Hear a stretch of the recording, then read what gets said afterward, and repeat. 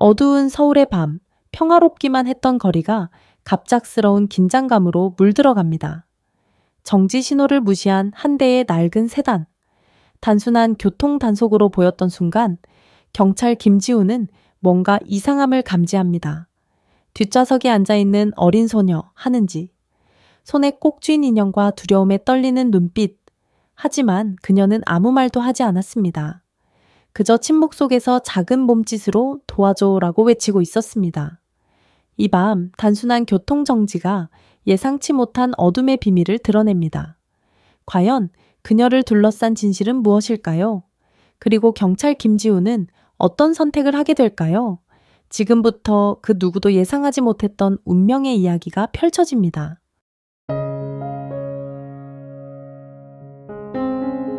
서울 외곽의 한적한 밤, 경찰 김지우는 자신의 순찰차를 몰고 조용히 도로를 순찰하고 있었다. 도로 위의 가로등은 희미하게 깜빡이며 그에게 익숙한 평화를 암시했다.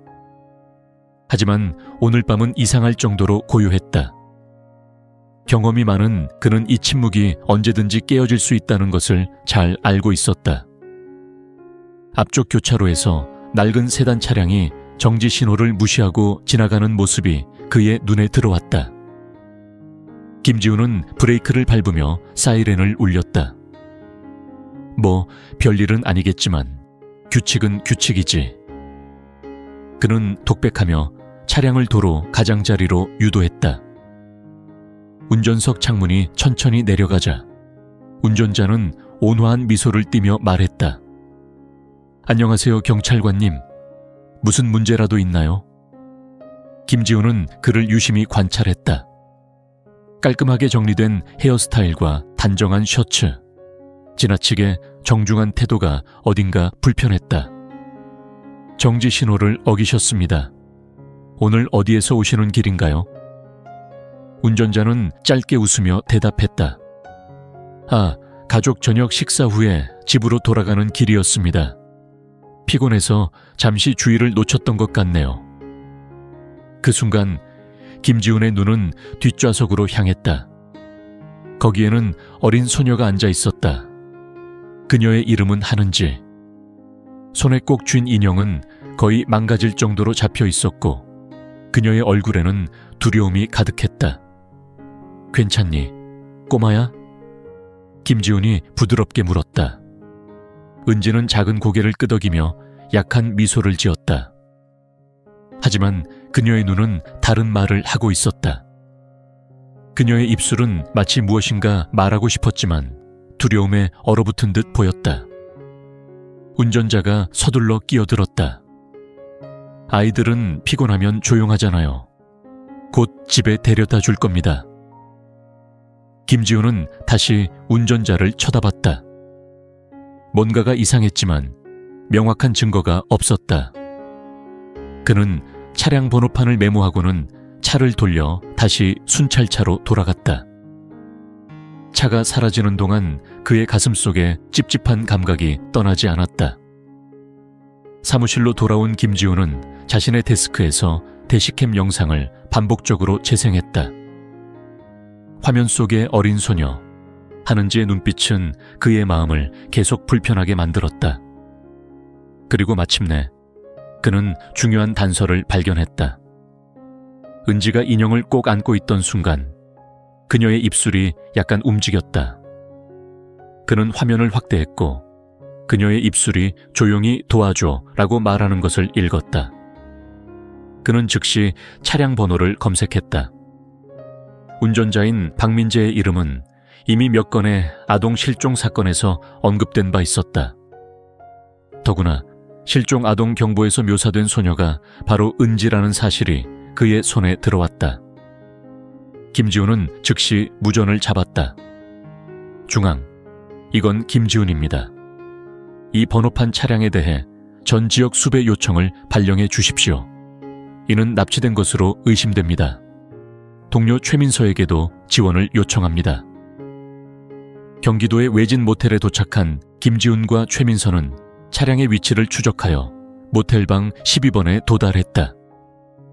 방의 조명을 희미하게 새어나오는 빛이 그들에게 안을 엿볼 수 있는 힌트를 제공했다. 문을 열어주세요. 경찰입니다.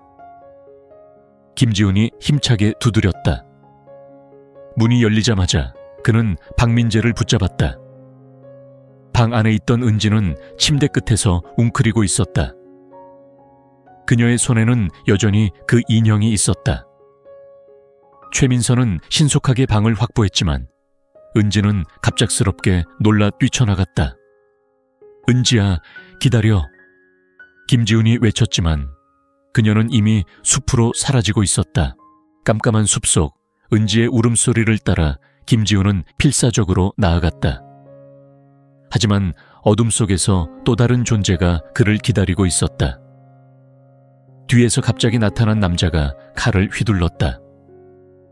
김지훈은 반사적으로 몸을 돌려 공격을 피했고 격렬한 몸싸움이 시작되었다. 칼은 땅에 떨어졌지만 상대는 물러서지 않았다. 김지훈은 그의 팔을 잡아틀며 그를 제압했다. 동시에 그는 숲 저편에서 움직임을 감지했다. 은지가 작은 몸을 숨기고 있었던 것이다. 괜찮아, 나와도 돼. 김지훈이 부드럽게 말했다. 은지는 조심스럽게 다가와 그의 품에 안겼다. 정말 고맙습니다. 그녀의 목소리는 희미했지만 진심이 담겨 있었다. 서울경찰서에서 은지는 부모와 재회했다. 그들의 눈에는 기쁨과 안도감의 눈물이 가득했다. 하지만 김지훈은 멈추지 않았다. 그는 박민재의 소지품에서 발견된 수첩을 통해 더 큰 범죄 조직의 실마리를 찾아냈다. 우리는 아직 시작에 불과해요. 그는 최민서에게 말했다. 이 조직을 끝낼 때까지 멈추지 않을 겁니다. 그의 눈에는 결의가 가득했다. 김지훈은 경찰서로 돌아와 최민서와 함께 박민재의 소지품을 하나하나 조사하기 시작했다. 낡은 수첩의 페이지를 넘길 때마다 그 안에는 숫자와 약어, 그리고 낯선 이름들이 빼곡히 적혀 있었다. 여기 봐요. 최민서가 수첩의 한 페이지를 가리켰다. 이건 분명히 거래 내역이에요. 날짜, 장소, 그리고 금액까지. 이건 단순 납치가 아니라 훨씬 더 큰 조직적인 무언가를 의미하는 것 같아요. 맞아요. 이건 인신매매 조직이에요. 김지훈은 말하면서 그의 목소리가 무거워졌다. 그리고 우리는 단순히 한 명의 범인을 잡은 게 아니에요. 이건 조직의 일부일 뿐이에요. 수첩 속 특정 주소가 그들의 시선을 사로잡았다. 그것은 서울 외곽에 있는 오래된 창고였다. 김지훈은 즉각적으로 현장을 조사해야 한다는 결론에 도달했다. 그날 밤 김지훈과 최민서는 해당 주소로 출동했다. 어둠 속에 묻힌 창고는 처음부터 섬뜩한 분위기를 풍기고 있었다. 낡은 철문은 녹슬어 있었고 안에서는 희미한 불빛이 새어나오고 있었다. 조용히 움직여요. 안에 누가 있을지 몰라요. 최민서가 속삭이며 총을 꺼내 들었다. 김지훈은 고개를 끄덕이며 그녀의 뒤를 따랐다. 그들이 창고 문을 살짝 열었을 때 그 안에는 몇 명의 남자가 모여 있었고 긴장된 분위기가 감돌고 있었다. 테이블 위에는 여러 개의 서류와 현금 다발이 널려 있었다. 무엇보다도 방 한쪽에는 또 다른 어린아이가 갇혀 있었다. 그녀의 눈에는 두려움이 가득 차 있었고 그녀는 몸을 웅크린 채 바닥에 앉아 있었다. 작전 개시, 김지훈이 외쳤다. 그의 목소리가 울리자마자 조직원들은 놀라며 흩어졌고 몇몇은 창문으로 도망치려 했다. 김지훈과 최민서는 빠르게 대응하며 그들을 하나씩 제압했다. 한 남자가 손에 칼을 들고 김지훈에게 돌진했지만 그는 날렵하게 움직여 상대의 손목을 꺾어 칼을 바닥에 떨어뜨렸다. 넌 끝났어. 그는 낮은 목소리로 말했다. 한편 최민서는 방 한쪽에 있던 아이를 조심스럽게 데리고 나왔다. 괜찮아. 이제 안전해. 그녀는 아이를 안심시키며 부드럽게 말했다. 창고가 정리된 후 경찰들은 추가적인 단서를 찾기 위해 곳곳을 수색했다. 여러 개의 휴대폰과 더 많은 수첩, 그리고 가짜 신분증들이 발견되었다. 이건 조직 전체를 흔들 단서일 거예요. 최민서가 말하며 발견물을 정리했다. 하지만 끝난 게 아니에요. 김지훈의 얼굴에는 피로와 결의가 섞여 있었다. 이건 단지 시작일 뿐이에요. 이 조직은 생각보다 더 크고 깊이 뿌리 내려 있을 겁니다. 우리는 그 뿌리를 뽑아낼 거예요. 최민서가 단호하게 대답했다.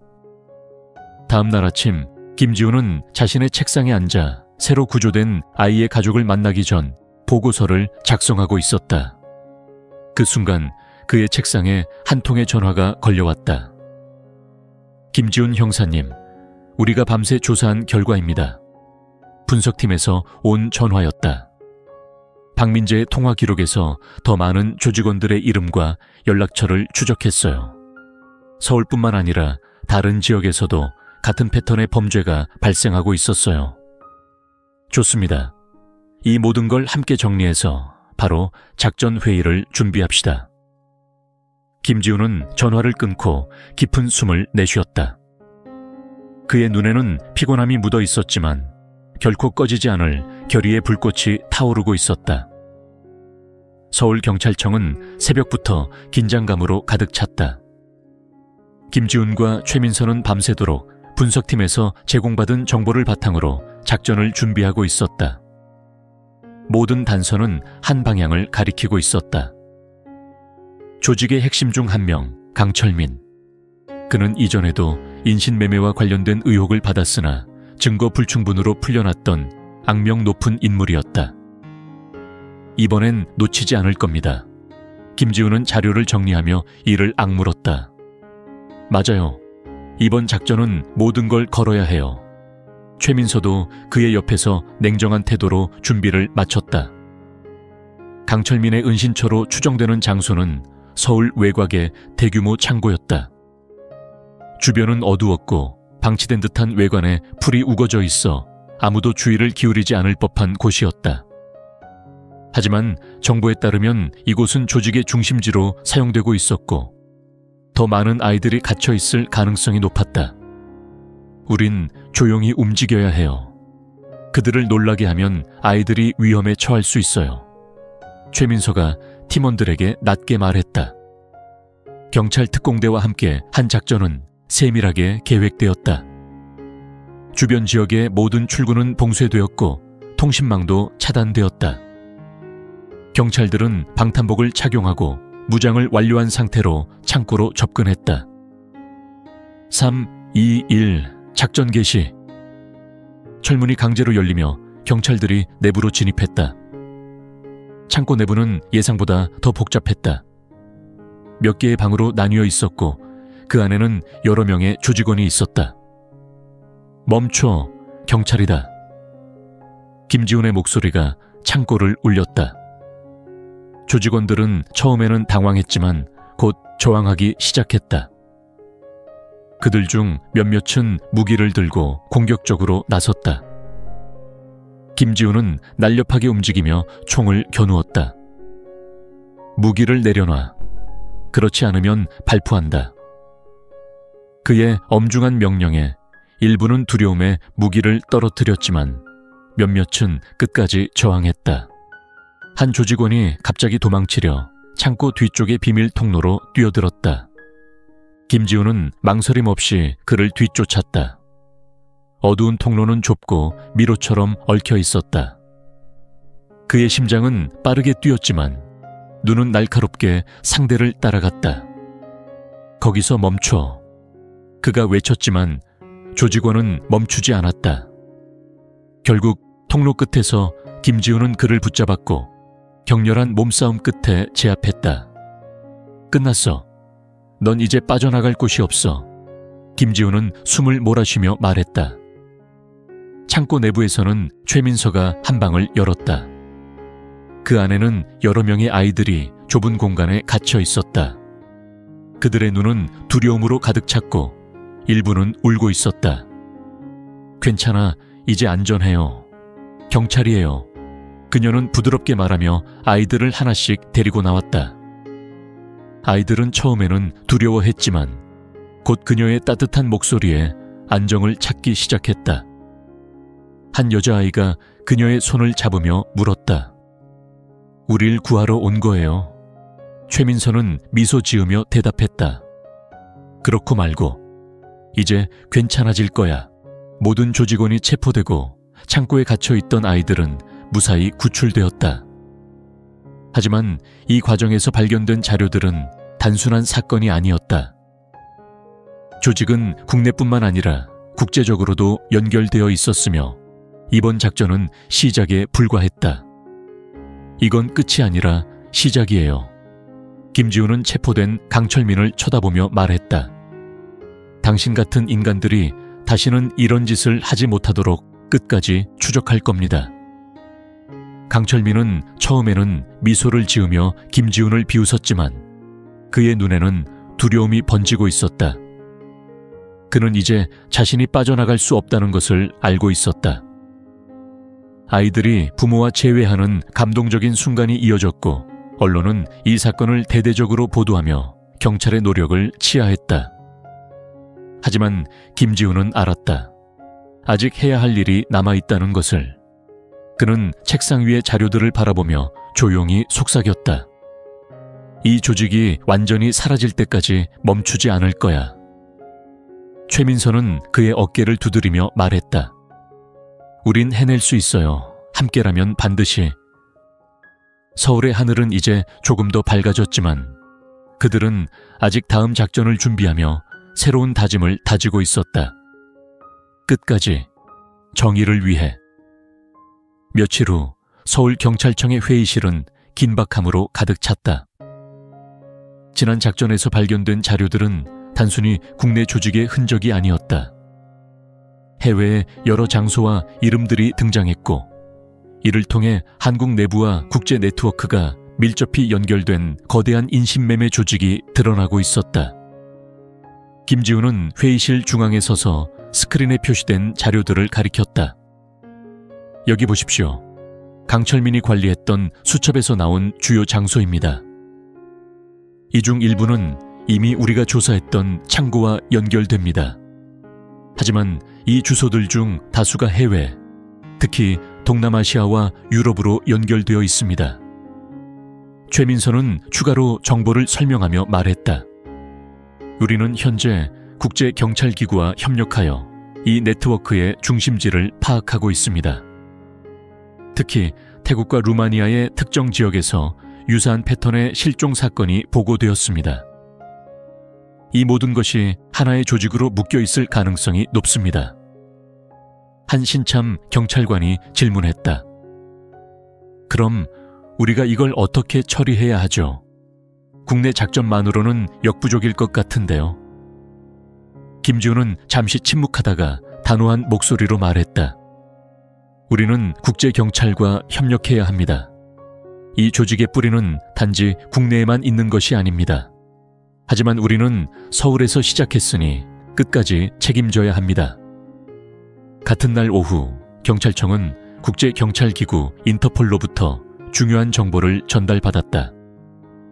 유럽의 한 소규모 도시에서 경찰이 같은 조직원으로 의심되는 인물을 체포했고 그 인물의 진술에서 한국-태국 루트라는 단서가 나왔다. 이 정보는 김지훈과 최민서를 다시 긴장시켰다. 태국이라. 김지훈은 지도 위의 지점을 가리키며 말했다. 강철민의 수첩에서도 이곳과 연결된 거래가 여러 건 있었어요. 그럼 다음 작전은 태국인가요? 최민서가 물었다. 김지훈은 고개를 끄덕였다. 맞아요. 우리가 직접 가야 할 겁니다. 그들이 거래를 주도하는 핵심 루트를 파괴하지 않으면 이 조직은 다시 일어설 겁니다. 며칠 후 김지훈과 최민서는 국제협력을 통해 태국 방콕으로 향했다. 그들은 인터폴과 태국 경찰과의 공동작전을 수행할 예정이었다. 방콕의 더운 공기가 그들을 맞이했지만 긴박한 일정으로 인해 감상할 여유는 없었다. 태국 경찰청에서 만난 현지 수사관 솜차이 대위는 친절하면서도 단호한 태도로 말했다. 한국 경찰이 우리와 협력해줘서 감사합니다. 이 조직은 오래전부터 문제를 일으켜 왔습니다. 이번 기회에 그들을 뿌리 뽑아야 합니다. 김지우는 솜차이와 악수를 나누며 대답했다. 이건 단순히 국가의 문제가 아닙니다. 인류의 문제입니다. 함께라면 이길 수 있습니다. 작전의 주요 대상은 방콕 외곽의 한 항구에 위치한 창고였다. 이곳은 조직의 주요 거래 장소로 확인되었다. 여러 국가에서 온 실종 아동들이 이곳을 거쳐 상품으로 거래되고 있었다는 첩보가 있었다. 작전이 시작되기 직전 김지우는 무정이를 잡았다. 여러분, 여기 있는 모든 생명을 구하는 것이 우리의 목표입니다. 방심하지 말고 안전하게 움직이십시오.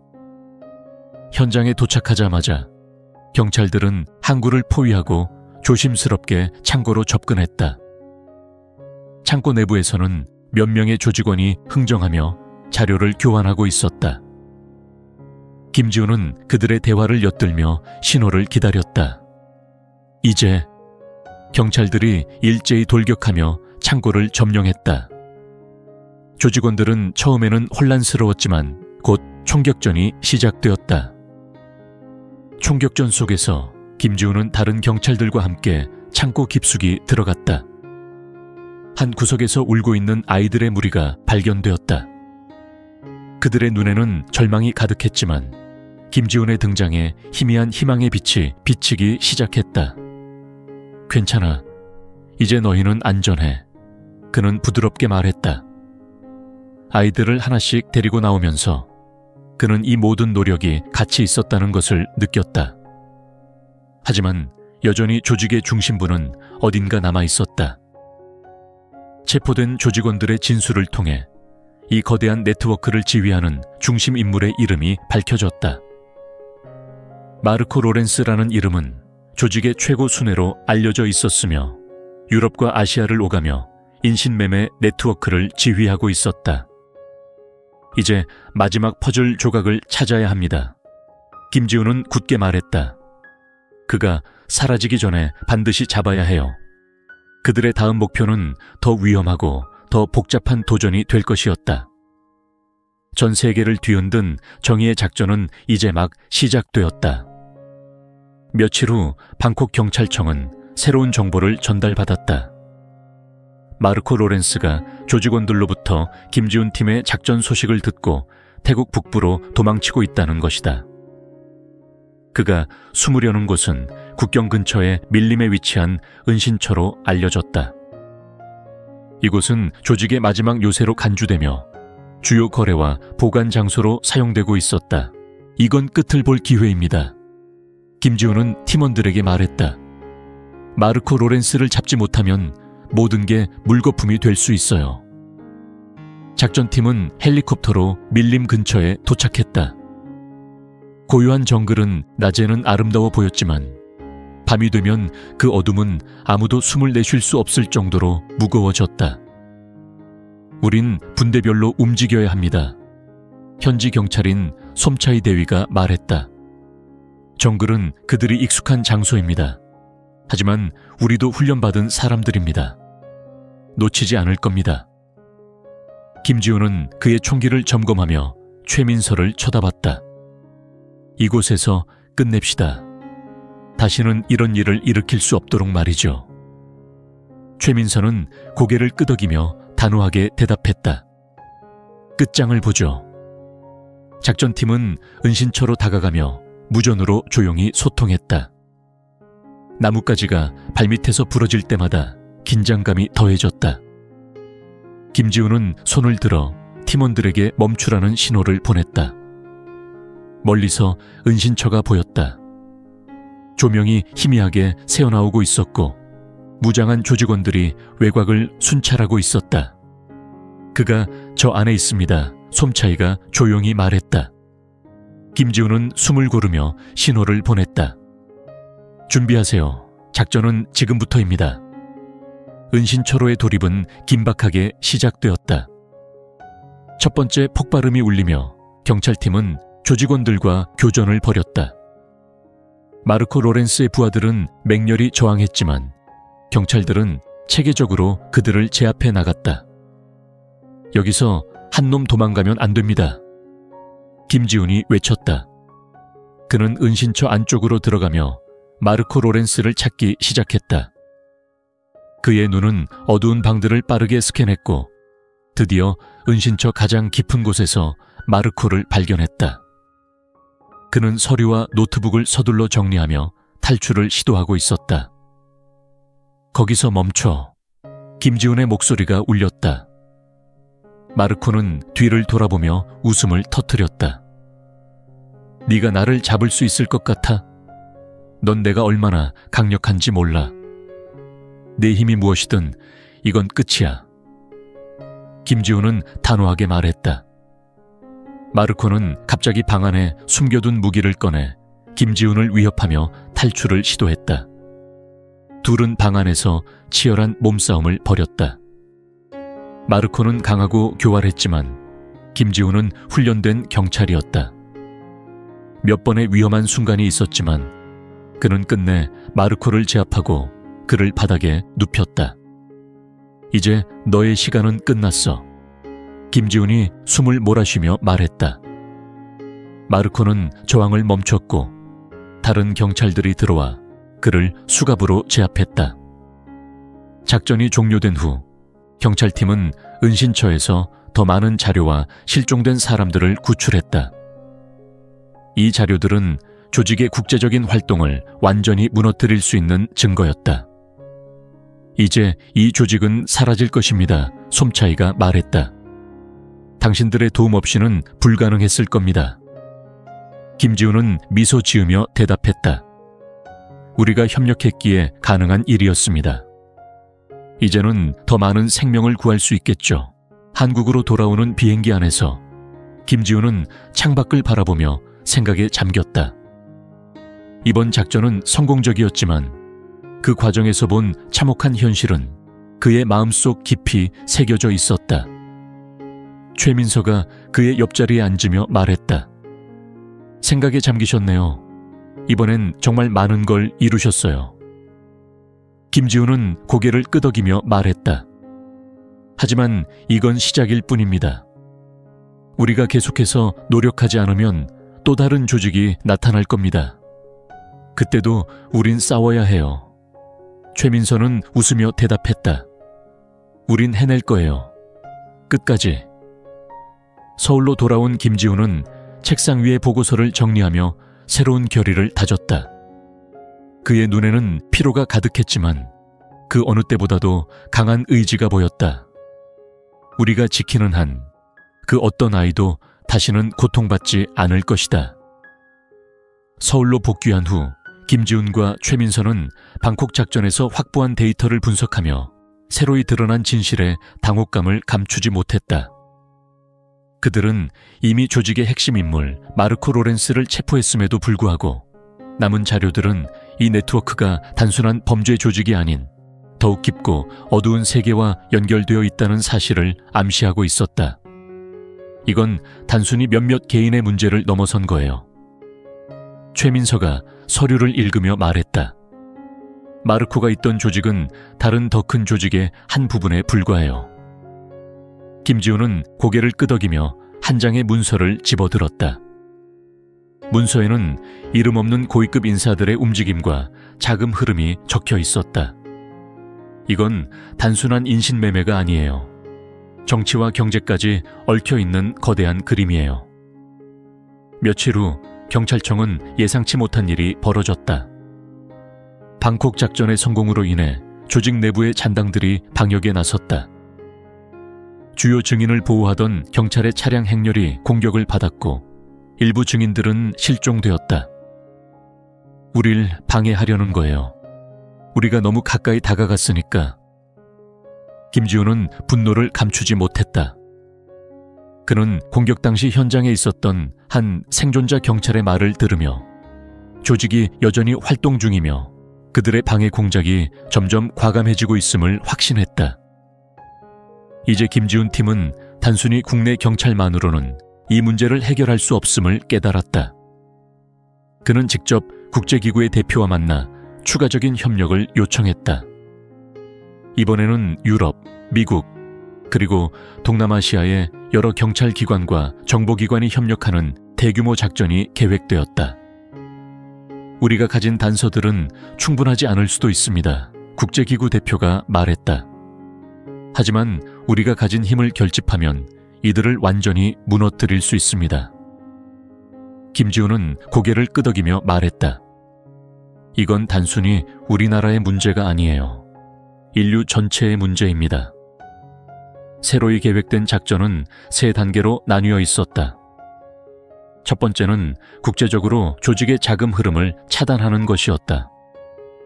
두 번째는 남아있는 조직원들을 체포하고 네트워크를 해체하는 것이었다. 마지막 3번째는 피해자들을 안전하게 구출하고 재활 프로그램을 지원하는 것이었다. 김지훈은 팀원들과 함께 각 단계에 참여하며 긴박한 나날을 보냈다. 그들은 조직의 자금을 추적하며 비밀 계좌와 가짜 회사들의 네트워크를 밝혀냈다. 한편 현장 작전팀은 여전히 숨어있는 조직원들의 은신처를 추적하고 있었다. 몇 달 후 작전의 마지막 단계가 시작되었다. 김지훈 팀은 국제경찰들과 협력하여 유럽에 위치한 조직의 마지막 거점으로 진입했다. 이곳은 그들이 확보한 모든 단서가 가리키는 최후의 목표였다. 우리가 이곳을 무너뜨리면 이 조직은 재기할 수 없을 겁니다. 최민서가 말했다. 하지만 마지막까지 방심할 수는 없어요. 현장에 도착한 팀은 철저한 계획 아래 움직였다.